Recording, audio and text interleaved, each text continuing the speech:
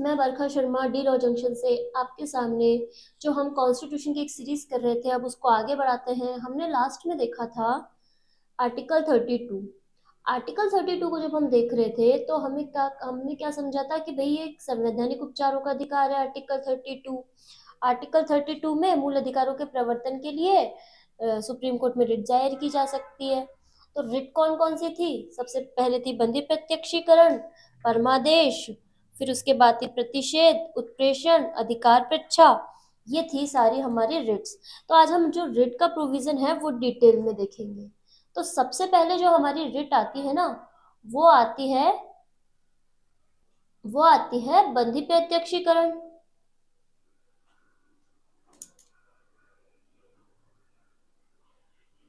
बंधी प्रत्यक्षीकरण को हम इंग्लिश में बोलते हैं हैबेस कॉर्पस। हैबेस कॉर्पस का क्या अर्थ होता है? इसका अर्थ होता है किसी भी व्यक्ति को सशरीर प्रस्तुत करो। इसका जो अर्थ देखा जाता है ना, शाब्दिक अर्थ, वो इसका ये देखा जाता है कि किसी भी व्यक्ति को सशरीर प्रस्तुत करो।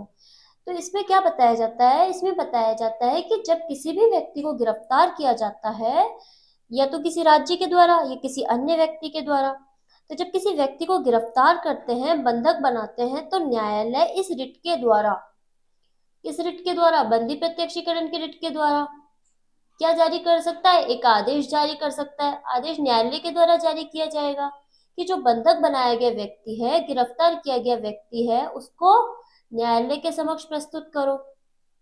जिससे ये न्यायालय क्या तय कर सकेगा कि उसकी जो गिरफ्तारी की गई है, उसको जो बंधक बनाया गया है, उसको सही तरीके से बनाया गया है या नहीं बनाया गया। अगर उसको सही तरीके से बंधक बनाया गया है, गिरफ्तार किया गया है, तो ठीक है। और अगर उसको गलत तरीके से बंधक बनाया गया है किसी व्यक्ति को, तो उसे मुक्त कर दिया जाए। न्यायालय के द्वारा आदेश पारित किया जाता है। पहले क्या होता था? पहले इस रिट में निरुद्ध व्यक्ति को न्यायालय के समक्ष प्रस्तुत किया जाना आवश्यक नहीं होता था। परंतु परंतु कानून सनियाल बनाम जिला मजिस्ट्रेट दार्जिलिंग वाद में क्या कहा गया था? इस वाद में कहा गया था कि इस रिट के अंतर्गत निरुद्ध व्यक्ति को, गिरफ्तार व्यक्ति को न्यायालय के समक्ष प्रस्तुत करना आवश्यक है। उच्चतम न्यायालय ने क्या कहा था कि ये जो हैबेस कॉर्पस होती है, बंधी प्रत्यक्षीकरण रिट होती है, ये एक प्रक्रियात्मक रिट है। इस रिट का मुख्य उद्देश्य जो गिरफ्तार किया गया व्यक्ति होता है ना, उसकी जो गिरफ्तारी की वैधता, उसकी जो जिसको गिरफ्तार किया गया है ना, उसको वैध या अवैध घोषित करना होता है कि भाई भाई उसको गिरफ्तार किया गया वो सही तरीके से किया गया है या नहीं। इस तरीके की जो जांच की जाती है वो इस रिट के अकॉर्डिंग की जाती है। इसके लिए निरुद्ध व्यक्ति को न्यायालय के समक्ष प्रस्तुत किया जाना आवश्यक होता है। अब इसमें महत्वपूर्ण बिंदु क्या आते हैं? इसमें महत्वपूर्ण बिंदु आते हैं कि बंधे प्रत्यक्षीकरण जो याचिका होती है, हैबिस कॉर्पस जो रिट होती है, उसमें जो आवेदन करता है वह व्यक्ति कर सकता है जिसके विधिक अधिकारों का हनन हुआ हो या अतिक्रमण हुआ हो। पर कुछ परिस्थितियों में क्या होता है कि उसकी जो याचिका होती है, बंधी प्रत्यक्षीकरण की याचिका होती है, वो कई अन्य व्यक्ति भी दायर कर सकता है।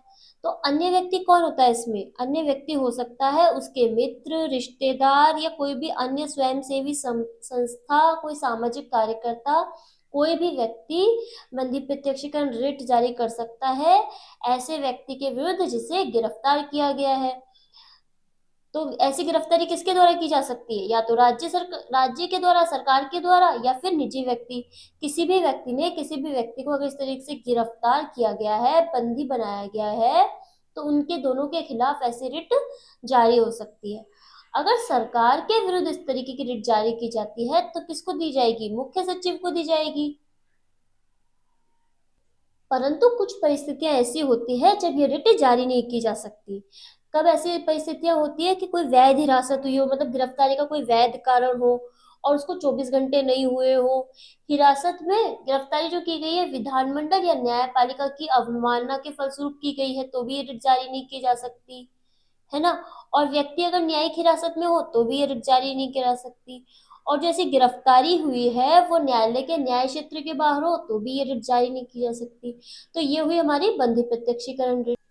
अब जो हमारी रिट आती है वो आती है परमादेश। परमादेश को इंग्लिश में क्या बोलते हैं? मैंडमस। इसका जो शाब्दिक अर्थ होता है ये बताता है हम आदेश देते हैं। इसमें क्या दिया जाता है? आदेश दिया जाता है क्या होता है इस रिट के अंतर्गत कि यदि किसी सार्वजनिक प्राधिकारी ने अपने लोक कर्तव्यों को पूरा करने से मना कर दिया हो, सार्वजनिक प्राधिकारी अपने लोक कर्तव्य को पूरा करने से अगर मना कर देता है तो इस रिट के माध्यम से उसे आदेश दिया जाता है कि वह अपने लोक कर्तव्यों को पूरा करे, है ना। लोक प्राधिकारी के विरुद्ध जारी की जाती है रिट। ये जो रिट जारी की जाती है वो लोक प्राधिकारी के खिलाफ जारी की जाती है, निजी प्राधिकारी के खिलाफ जारी नहीं की जाती। और ये जो रिट होती है वो अधीनस्थ न्यायालय के विरुद्ध भी जारी की जा सकती है। पर इस रिट को किन के विरुद्ध जारी नहीं किया जा सकता? इस रिट को निजी व्यक्ति, राष्ट्रपति और राज्यों के राज्यपाल, हाई कोर्टों के न्यायाधीश जो अपने न्यायिक कार्यों को कर रहे हो और जो संविदात्मक दायित्वों के विरुद्ध हो, ऐसे व्यक्तियों के विरुद्ध परमादेश को जारी नहीं किया जा सकता। इसके बाद जो हमारी रिट आती है वो आती है प्रतिषेध।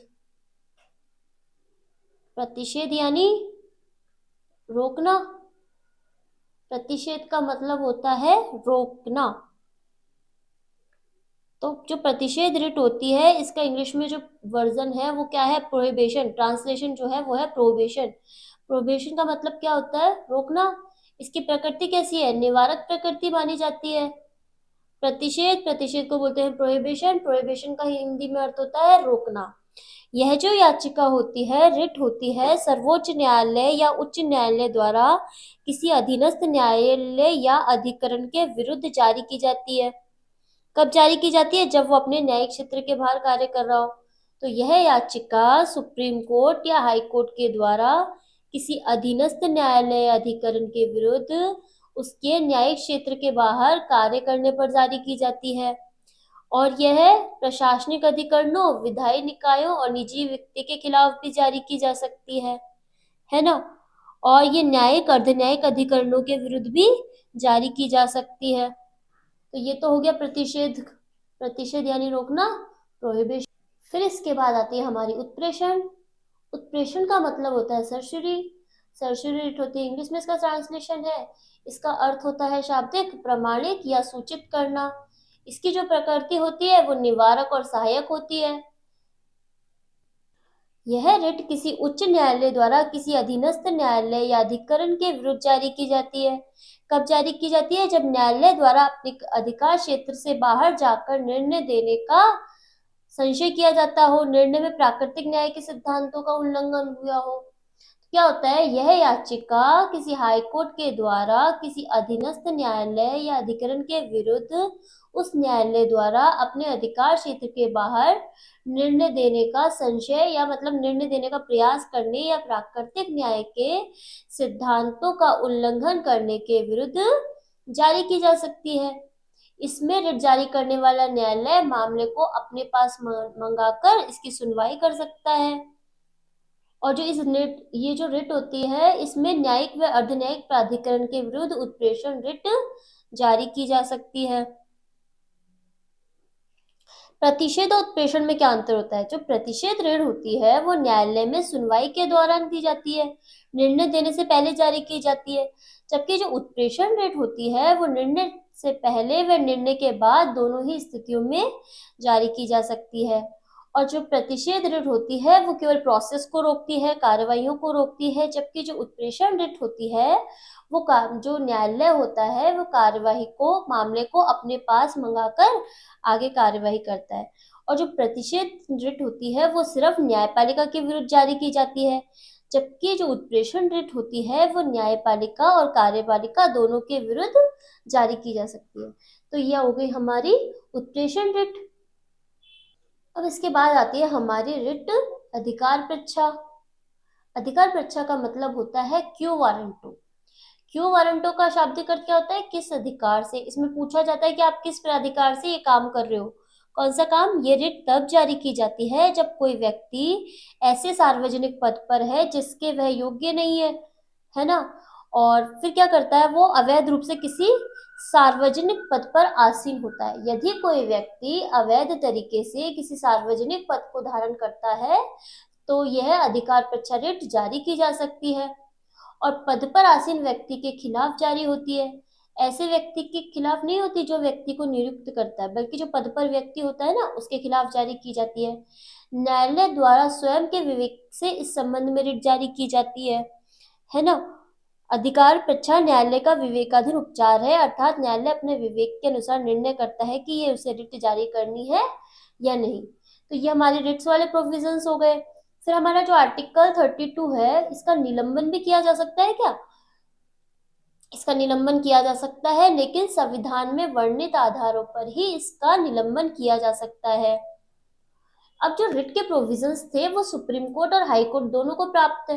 तो जो सुप्रीम कोर्ट यानी उच्चतम न्यायालय को रिट के प्रोविजन प्राप्त है, वो क्या बताते हैं कि सुप्रीम कोर्ट को आर्टिकल 32 में प्राप्त मूल अधिकारों के हनन पर, फंडामेंटल राइट्स थे ना हमारे पार्ट 3 में, उनके हनन पर सुप्रीम कोर्ट में जारी कर सकते हैं रिट, अन्य मामलों में रिट नहीं जारी कर सकते। इसमें ये जो आर्टिकल होता है वो आपातकाल के समय निलंबित किया जा सकता है, और उस समय क्या होता है, सुप्रीम कोर्ट रिट जारी नहीं कर सकता।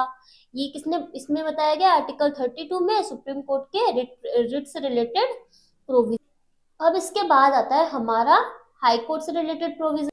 हाई कोर्ट के जो रिट जारी करने के प्रोविजंस है ना, वो हमको बताए गए किसमें, आर्टिकल 226 में। आर्टिकल 226 से हाई कोर्ट को रिट से रिलेटेड प्रोविजंस प्राप्त है। तो आर्टिकल जो 226 होता है वो फंडामेंटल राइट्स पे नहीं रहता, तो इसकी क्या होती है, बाध्यता नहीं होती है। आर्टिकल 226 पर मूल अधिकार नहीं है, तो अतः इन पर रिट जारी करने की बाध्यता नहीं होती है। और ये क्या करते हैं, मूल अधिकारों के साथ साथ अन्य अधिकारों के हनन पर भी रिट जारी करने का अधिकार रखता है। कौन, हाई कोर्ट रखता है। तो हाई कोर्ट की पावर क्या है, इसमें बढ़ी हुई पावर है। हाई कोर्ट के पास सुप्रीम कोर्ट से ज्यादा रिट के संबंध में पावर दी गई है। जो आर्टिकल 226 होता है वो आपातकाल के समय निलंबित नहीं होता। आर्टिकल 32 तो निलंबित हो जाता है मूल अधिकारों के निलंबन के फलस्वरूप, लेकिन क्या होता है, जो आर्टिकल 226 होता है वो निलंबित नहीं होता। तो हाईकोर्ट क्या कर सकता है, उस टाइम पे भी रिट जारी कर सकता है। तो ये हमारे रिट से रिलेटेड प्रोविजंस हो गए। हमने थोड़ा सा ब्रीफली हमने रिट्स को पढ़ने का प्रयास किया है। अब आता है हमारा आर्टिकल 33। आर्टिकल 33 हमको बोलता है सशस्त्र बलों के संबंध में मूल अधिकार, कि संसद को अधिकार प्रदान करता है कि वह सशस्त्र बलों, अर्धसैनिक बलों, पुलिस, खुफिया एजेंसी आदि के मूल अधिकारों पर युक्त प्रतिबंध लगा सके। ये बताता है हमको आर्टिकल 33 ये बता रहा है कि संसद को विधि द्वारा प्राधिकार है कि वह सशस्त्र बलों, अर्धसैनिक बलों, पुलिस और खुफिया एजेंसियों आदि के संबंध में मूल अधिकारों पर युक्त प्रतिबंध लगा सके। एक सेकेंड, ये क्लिक हो गया। फिर आता है आर्टिकल 34। आर्टिकल 34 हमको बोल रहा है कि जब किसी क्षेत्र में सेना विधि प्रवर्त है तब इस भाग द्वारा प्रदत्त अधिकारों पर निर्बंधन, मार्शल लॉ सैन्य विधि लागू होने की स्थिति में मूल अधिकारों को सीमित किया जा सकता है ना। मार्शल लॉ के समय सैन्य प्रशासन की असाधारण अधिकार प्राप्त होते हैं। इसका न्यायोचित उद्देश्य है कि समाज में व्यवस्था बनी रहे। फिर जो आर्टिकल 35 आता है, जो हमारे पार्ट 3 का लास्ट आर्टिकल है, वो हमको बताता है संसद को कुछ विशेष मूल अधिकारों के संबंध में कानून बनाने की शक्ति होती है। यह शक्ति किसी राज्य विधानमंडल को प्राप्त नहीं है, ठीक है ना। तो ये 12 से लेके 35 तक हमारे मूल अधिकार हुए थे, फंडामेंटल राइट्स हुए थे कंप्लीट, ठीक है ना। ये कौन सा पार्ट था हमारा, पार्ट 3। अब हम आगे बढ़ेंगे। अब आगे बढ़ के हम जाएंगे पार्ट 4 पर, यानी हमारे नीति निर्देशक तत्वों पर।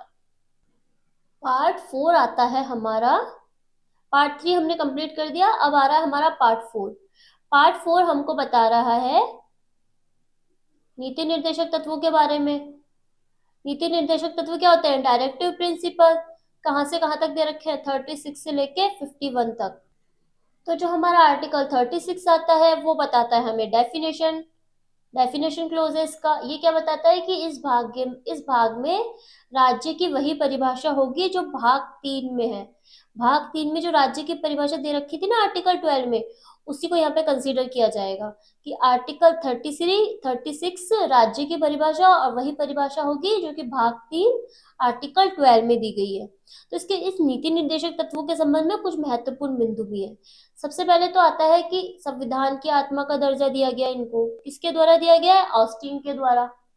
ऑस्टिन ने इसे संविधान की आत्मा कहा था। जबकि आर्टिकल 32 जो था संवैधानिक उपचारों का अधिकार, उसको अम्बेडकर, आर्टिकल जो 32 था उसमें क्या कहा गया था कि संविधान की आत्मा, अम्बेडकर ने कहा था आर्टिकल 32 को। जबकि जो ऑस्टिन थे उन्होंने क्या कहा था कि नीति निर्देशक तत्व संविधान की आत्मा है। नीति निर्देशक तत्व शासन के मूलभूत होते हैं, तो राज्य का क्या कर्तव्य होता है कि इन तत्वों को सुचारू रूप से लागू करे, मतलब इनका उपयोग करते हुए वह विधि का निर्माण कर सकता है। नीति निर्देशक तत्वों की अवधारणा हमने आयरलैंड के संविधान से ली थी और नीति निर्देशक तत्वों का उल्लेख भाग 4 में किया गया है। और जो नीति निर्देशक तत्व होते हैं वो न्यायालय के द्वारा प्रवर्तनीय होते हैं। इन पे किसी भी तरीके का निर्बंधन नहीं होता, तो ये क्या होते हैं? निर्बंधनों से मुक्त होते हैं।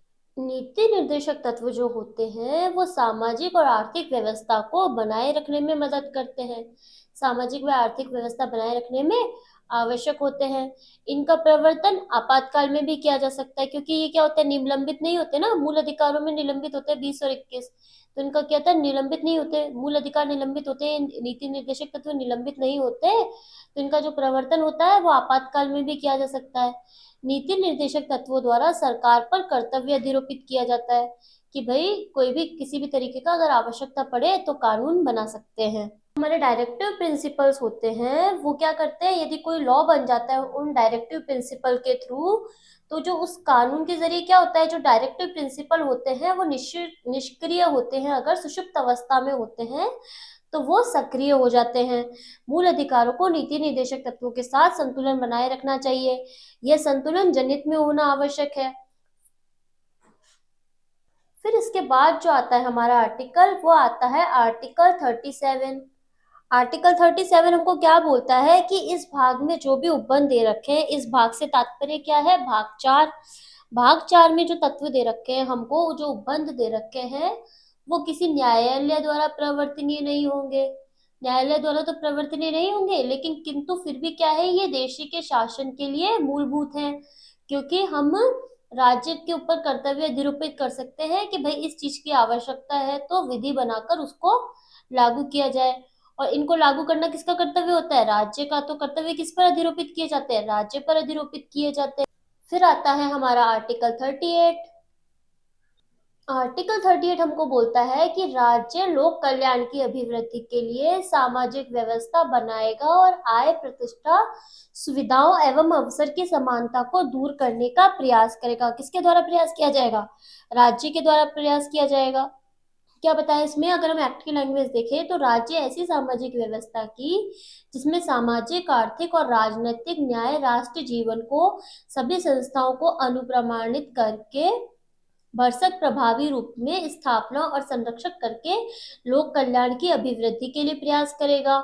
और राज्य क्या करेगा? इसका सेकंड क्लॉज बोल रहा है कि राज्य विशिष्टता, आय की असमानताओं को कम करने का प्रयास करेगा और न केवल व्यक्तियों के बीच बल्कि विभिन्न क्षेत्रों में रहने वाले और विभिन्न व्यवसायों में लगे हुए समूह के बीच भी प्रतिष्ठा, सुविधा और अवसर की समानता समाप्त करने का प्रयास करेगा। तो कंक्लूजन क्या बोल रहा है इस आर्टिकल का? इस आर्टिकल का कंक्लूजन यही बोल रहा है कि राज्य लोक कल्याण की अभिवृद्धि के लिए सामाजिक व्यवस्था करेगा और आय, प्रतिष्ठा, सुविधा और अवसर की असमानता को दूर करने का प्रयास करेगा। फिर इसके बाद आता है हमारा आर्टिकल 39। आर्टिकल 39 बोलता है राज्य द्वारा अनुसरणीय कुछ नीति तत्व। तो राज्य क्या करेगा? राज्य अपनी नीति का विशिष्ट इस प्रकार संचालन करेगा, किस प्रकार कि पुरुष और स्त्री सभी नागरिकों को समान आजीविका प्राप्त हो जावे, सामूहिक हित का समान वितरण हो जावे और धन व उत्पादन के साधनों का अहितकारी संकेंद्रण ना हो। अहितकारी संकेंद्रण मतलब किसी एक व्यक्ति को नहीं मिल जाए और कोई इसका दुरुपयोग ना करता रहे, है ना। इस तरीके से व्यवस्था होनी चाहिए कि आर्थिक व्यवस्था सुचारू रूप से चल सके और पुरुष व स्त्रियों को समान कार्य के लिए समान वेतन का प्रावधान होना चाहिए। और फिर जो इसके बाद इसका ई पॉइंट आता है ना, वो हमको क्या बता रहा है, इसका ई पॉइंट हमको बता रहा है कि पुरुष और स्त्री कर्मकारों के स्वास्थ्य और शक्ति का तथा बालकों की सुकुमार अवस्था का दुरुपयोग ना हो, और आर्थिक व्यवस्था से विवश होकर नागरिकों को ऐसे रोजगारों में ना जाना पड़े जो उनकी आयु या शक्ति के अनुकूल ना हो। तो क्या होगा कि पुरुष और स्त्रियों की जो शक्ति वगैरह है ना, वो उनका दुरुपयोग नहीं होना चाहिए, बच्चों की आयु आदि का दुरुपयोग नहीं होना चाहिए। ये हमको बोलता है 39E, है ना। फिर आता है बालकों का स्वतंत्र एवं गरिमामय वातावरण होना चाहिए और स्वास्थ्य व विकास के अवसर उपलब्ध कराए जाने चाहिए। जो इसका एफ पॉइंट है ना, वो हमको यही बता रहा है कि बालकों को स्वतंत्र और गरिमामय वातावरण में स्वस्थ विकास के अवसर और सुविधाएं दी जाए, और बालकों और अल्पवय व्यक्तियों की शोषण से तथा नैतिक और आर्थिक परित्याग से रक्षा की जाए। ठीक है। फिर आता है हमारा आर्टिकल 39A। 39A हमको बोलता है समान न्याय और निशुल्क विधिक सहायता। जो विधिक सहायता है वो निशुल्क उपलब्ध कराई जाए और समान न्याय की व्यवस्था की जाए। तो राज्य इस तरह की व्यवस्था करेगा कि कोई नागरिक न्याय प्राप्त करने से वंचित ना रह जावे। ये कौन से आर्टिकल से जुड़ा, ये कौन से संशोधन से जुड़ा था, ये आर्टिकल 42वें संविधान संशोधन 1976 से जुड़ा था, जिसे हमारा मिनी कॉन्स्टिट्यूशन भी कहा जाता है। तो जो आर्टिकल 39A है और 43A है, 43A और 39 ये सब जो है ना, ये हमारे 42वें संविधान संशोधन के द्वारा जोड़े गए हैं। ठीक है। फिर होता है हमारा आर्टिकल 40। आर्टिकल 40 हमको बोलता है ग्राम पंचायतों का संगठन। ग्राम पंचायतों के संगठन में क्या बता रहा है कि राज्य ग्राम पंचायतों का संगठन करने के लिए कदम उठाएगा और उनको ऐसी शक्ति और प्राधिकार प्रदान करेगा जो उन्हें स्वायत्त शासन की इकाइयों के रूप में कार्य करने योग्य बनाने के लिए आवश्यक हो। तो क्या किया जाएगा इसके अंतर्गत, ग्राम पंचायतों का संगठन, इसके लिए कदम उठाएगा कौन, राज्य सरकार, और इसके विकास और कार्य को योग्य बनाने के लिए प्रयास करेगा। इसके फलस्वरूप 73वां संविधान संशोधन हुआ था, उसके फलस्वरूप पंचायत अधिनियम बना था। कब बना था, 243A से ओ में था और 11वीं अनुसूची के परिणाम स्वरूप बना था। फिर आता है हमारा आर्टिकल 41। आर्टिकल 41 हमको बोलता है कुछ दशाओं में काम शिक्षा लोक सहायता पाने का अधिकार। तो क्या होता है इसके अंतर्गत, इसके अंतर्गत बताया कि राज्य अपनी आर्थिक सामर्थ्य और विकास की सीमाओं के भीतर काम पाने के, शिक्षा पाने के और बेकारी, बुढ़ापा, बीमारी और निःशक्तता तथा अन्य अर्हताओं अभाव की दशाओं में लोक सहायता पाने के अधिकार को प्राप्त करने का प्रभावी उपबंध करेगा। ठीक है। तो कौन सी अर्हताएं थी इसके अंतर्गत, इसके अंतर्गत थी बेकारी, बुढ़ापा, बीमारी और निःशक्तता। इन व्यक्तियों को आर्थिक सहायता और क्या प्रदान करेगा, अनुतोष प्रदान किया जाएगा। फिर 42 आता है हमारा आर्टिकल, ये हमको बोलता है काम की न्याय संगत और मानवोचित दशाओं का तथा प्रसूति सहायता का उपबंध करना। किसका कर्तव्य होगा, ऐसा ऐसा कर्तव्य होगा राज्य का। अगर हम इसके एक्ट के लैंग्वेज देखें तो क्या बता रहा है कि राज्य काम की न्याय संगत और मानवोचित दशाओं को सुनिश्चित करने के लिए और प्रसूति सहायता के लिए उपबंध करेगा। फिर आता है हमारा 43। 43 हमको बोल रहा है कर्मकारों के लिए निर्वाह मजदूरी। कर्मकारों के लिए निर्वाह मजदूरी क्या बता रहा है इसके अंदर कि राज्य उपयुक्त विधान या आर्थिक संगठन द्वारा या किसी अन्य रीति से कृषि के, उद्योग के या अन्य प्रकार के सभी कर्मकारों को काम, निर्वाह मजदूरी, शिष्ट जीवन स्तर और अवकाश का संपूर्ण उपभोग सुनिश्चित करने वाली काम की दशाएं और सामाजिक और सांस्कृतिक अवसर प्राप्त कराने का प्रयास करेगा, और विशेषतः ग्रामों में कुटीर उद्योगों को व्यक्ति या सहकारी आधार पर बढ़ाने का प्रयास करेगा। फिर इसके बाद आता है हमारा 43A। 43A बोल रहा है उद्योगों के प्रबंध में कर्मकारों का भाग लेना। कब से जोड़ा गया था, ये 42वें संविधान संशोधन 1976 के द्वारा जोड़ा गया था। तो 43A में बताता है कि राज्य किसी उद्योग में लगे हुए उपक्रमों, स्थापनों या अन्य संगठनों के प्रबंध में कर्मकारों का भाग लेना सुनिश्चित करने के लिए उपयुक्त विधान द्वारा या किसी अन्य रीति से कदम उठाएगा। फिर आती है हमारी 43B। 43B में हमको कोऑपरेटिव सोसाइटीज के बारे में बता रखा है। तो कोऑपरेटिव सोसाइटी यानी सहकारी सोसाइटियों का संवर्धन। इसमें क्या बताया गया है, इसमें बताया गया कि राज्य सहकारी सोसाइटियों का स्वैच्छिक विरचना, उनके स्वशासी कार्यकरण, लोकतांत्रिक नियंत्रण और वैयक्तिक प्रबंधन का संवर्धन करने का प्रयास करेगा। किस किस अमेंडमेंट से जुड़ा था ये जुड़ा था हमारा 97 अमेंडमेंट से, जो 2011 में हुआ था। इसके फलस्वरूप पार्ट 9 भी जोड़ा गया था, जो कोऑपरेटिव सोसाइटी से रिलेटेड है। फिर आता है हमारा आर्टिकल 44, नागरिकों के लिए समान सिविल संहिता। ठीक है, तो ये यूनिफॉर्म सिविल कोड आजकल एक बहुत अच्छा मुद्दा बनता जा रहा है। ऐसे जो इम्पोर्टेंट ऐसे होते हैं इनमें ये आता है समान सिविल संहिता, यूनिफॉर्म सिविल कोड। राज्य द्वारा क्या किया जाएगा, इस संबंध में प्रावधान किए जाएंगे। तो इसमें क्या बताया, राज्य भारत के समस्त राज्य क्षेत्र में नागरिकों के लिए एक समान सिविल संहिता प्राप्त करने का प्रयास करेगा। फिर आता है हमारा आर्टिकल 45। आर्टिकल 45 हमको बोलता है 6 वर्ष से कम आयु के बालकों के लिए प्रारंभिक बाल्यावस्था देखरेख और शिक्षा का उपबंध करना। तो कहाँ से कहाँ तक के बच्चों के लिए है ये है 0 से लेके 6 वर्ष तक के बालकों के लिए प्रारंभिक व्यवस्था। तो राज्य सभी बालकों के लिए 6 वर्ष की आयु पूरी करने तक प्रारंभिक बाल्यावस्था देखरेख और शिक्षा देने के लिए उपबंध का प्रयास करेगा। इस तरीके के बच्चों की शिक्षा के संबंध में प्रावधान कहाँ कहाँ पे दे रखे हैं, एक तो आर्टिकल 21A में दे रखे हैं हमको मूल अधिकारों के संबंध में, और आर्टिकल 51A का क्लोज के, ये जो हमारे मूल कर्तव्यों से रिलेटेड है ना, यानी fundamental rights and fundamental duties, इनमें भी हमको शिक्षा के संबंध में, बच्चों की शिक्षा के संबंध में प्रावधान दिए गए हैं। इसके बाद आते हैं हम आर्टिकल 46 में। 46 हमको बोलता है अनुसूचित जातियों, जनजातियों और अन्य दुर्बल वर्गों के शिक्षा और अर्थ संबंधी हितों की अभिवृद्धि। अनुसूचित जाति जनजाति मतलब ST SC से रिलेटेड प्रोविजंस। क्या बता रहा है कि राज्य जनता के दुर्बल वर्गों के विशिष्टता अनुसूचित जातियों और जनजातियों के शिक्षा और अर्थ संबंधी हितों की विशेष सावधानी से अभिवृद्धि करेगा और सामाजिक अन्याय और सभी प्रकार के शोषण से उनकी रक्षा करेगा। इसके संबंध में कौन कौन से आर्टिकल हम पढ़ सकते हैं साथ में, आर्टिकल 15 क्लोज 4 पढ़ सकते हैं, 16 4 क्लोज ए पढ़ सकते हैं। ये भी हमारे ST SC से रिलेटेड प्रोविजंस बताते हैं। ठीक है, फिर आता है हमारा आर्टिकल 47। आर्टिकल 47 में हमको बता रखा है पोषाहार स्तर और जीवन को ऊंचा करने तथा लोक स्वास्थ्य का सुधार करने का राज्य का कर्तव्य है। ठीक है, क्या बता रहे हैं इसके अंतर्गत बता रहा है कि राज्य अपने लोगों के पोषाहार स्तर और जीवन स्तर को ऊंचा करने और लोक स्वास्थ्य के सुधार को अपने प्राथमिक कर्तव्यों में मानेगा, और राज्य विषय या मादक पेय और स्वास्थ्य के लिए हानिकारक औषधियों के औषधीय प्रयोजनों से भिन्न उपयोग का प्रतिषेध करने का प्रयास करेगा। ठीक है, तो बेसिकली ये क्या बताता है, हेल्दी एनवायरनमेंट को आर्टिकल 21 के संग भी कर सकते हैं, क्योंकि प्राण एवं दैहिक स्वतंत्रता में हेल्दी एनवायरनमेंट में भी जीने का अधिकार प्रदान किया गया है। फिर आता है हमारा आर्टिकल 48। आर्टिकल 48 हमको बोलता है कृषि और पशुपालन का संगठन। तो 47 हो गया पोषाहार और 48 क्या हो गया, कृषि पशुपालन।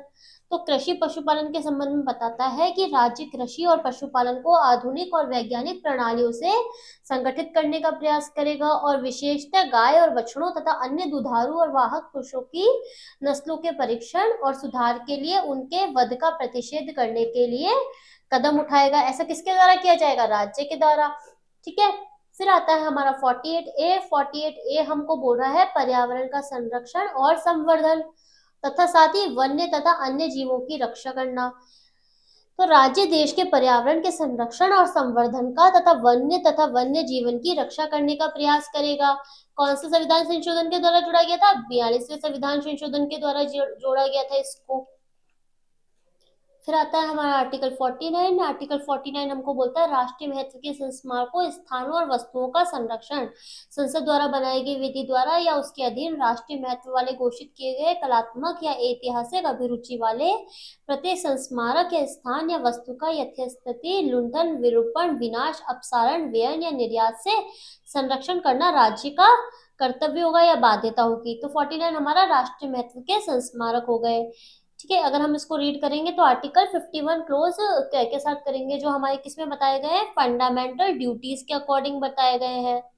51A क्या आता है हमारा, फंडामेंटल ड्यूटी।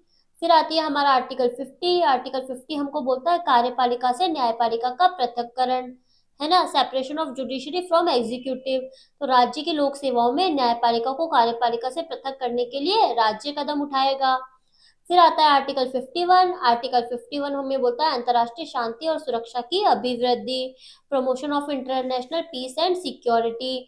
तो इसके अंदर क्या बताया गया कि राज्य अंतर्राष्ट्रीय और शांति और सुरक्षा की अभिवृद्धि का, राष्ट्रों के बीच न्याय संगत सम्मानपूर्ण संबंधों को बनाए रखने का, और संगठित लोगों के एक दूसरे से व्यवहारों में अंतर्राष्ट्रीय वृद्धि और संधि बाध्यताओं के प्रति आदर बढ़ाने का, और अंतर्राष्ट्रीय विवादों के पंच निर्णय द्वारा निपटारे के लिए प्रोत्साहन देने का प्रयास करेगा। तो अंतर्राष्ट्रीय शांति और सुरक्षा की अभिवृद्धि कहाँ पे आ गई? ये आ गई हमारे आर्टिकल 51 में। तो हमने देखा था आर्टिकल 36 से लेके 51 तक हमें क्या दे रखे हैं? डायरेक्टिव प्रिंसिपल्स दे रखे हैं। इसका पार्ट कौन सा होता है? इसका पार्ट होता है 4। कहाँ से लिया हमने? आयरलैंड के संविधान से। आयरलैंड के संविधान से लिए गए इनको। तो अगर इसके हम अगर शॉर्ट में देखें, इसका ब्रीफ में देखें, तो ये आयरलैंड के संविधान से लिए गए। इनका वर्णन कहाँ पे किया गया? भाग 4 में करा गया है। इन्हें लागू कराने के लिए न्यायालय में नहीं जा सकता, परंतु ये वाद योग्य नहीं है। ये समाज की भलाई के लिए होते हैं। ये क्या होते हैं? इनके पीछे राजनीतिक मान्यता होती है। ये अधिकार राज्य सरकार के द्वारा लागू करने के बाद ही नागरिकों को प्राप्त होते हैं। मतलब अगर कानून बनाया जाता है तो ही ये लागू हो जाते हैं, अन्यथा ये क्या होता है? निष्क्रिय रूप से रहते हैं। नीति निर्देशक तत्वों को किसके द्वारा लागू किया जाता है? राज्य के द्वारा लागू किया जाता है। नीति निर्देशक तत्व क्या होते हैं? निर्बंधनों से मुक्त होते हैं। नीति निर्देशक तत्व क्या होते हैं? सामान्य और आपात स्थिति दोनों में बने हुए रहते हैं, है ना। तो क्या होता है? ये सारे इसके डायरेक्टिव प्रिंसिपल्स थे। अब हम जब आगे देखेंगे तो आगे वाले उसमें देखेंगे हम फंडामेंटल ड्यूटीज। अगले वाले पार्ट में देखेंगे हम। पार्ट कौन सा आता है इसका? इसका पार्ट आता है 4A। 4A में हमको फंडामेंटल ड्यूटीज दे रखी है। जब हमको राइट्स दिए गए थे, फंडामेंटल राइट्स दिए गए थे ना, अगर तो हमको राइट्स के साथ साथ क्या दी गई है? ड्यूटीज भी दी गई है। तो हम जब अपना नेक्स्ट पार्ट करेंगे तो फंडामेंटल ड्यूटीज देखेंगे उसके अंतर्गत। तो अब तक हमने कहा कौन सा पोर्शन कंप्लीट कर लिया? अब तक हमने देख लिया पार्ट 4। पार्ट फर्स्ट से लेके पार्ट 4 तक हमने कवर कर लिया है कॉन्स्टिट्यूशन के इस जर्नी के अंतर्गत। अब इसके आगे हम देखेंगे फंडामेंटल ड्यूटीज, और आगे आने वाले लेक्चर्स में और अलग अलग कॉन्सेप्ट्स को क्लियर करने की कोशिश करेंगे। तो अगर आपको ये सीरीज अच्छी लग रही है तो प्लीज आप इसको लाइक कीजिए, शेयर कीजिए और सब्सक्राइब कीजिए, और जुड़े रहिए डी लॉ जंक्शन से। Thank you so much.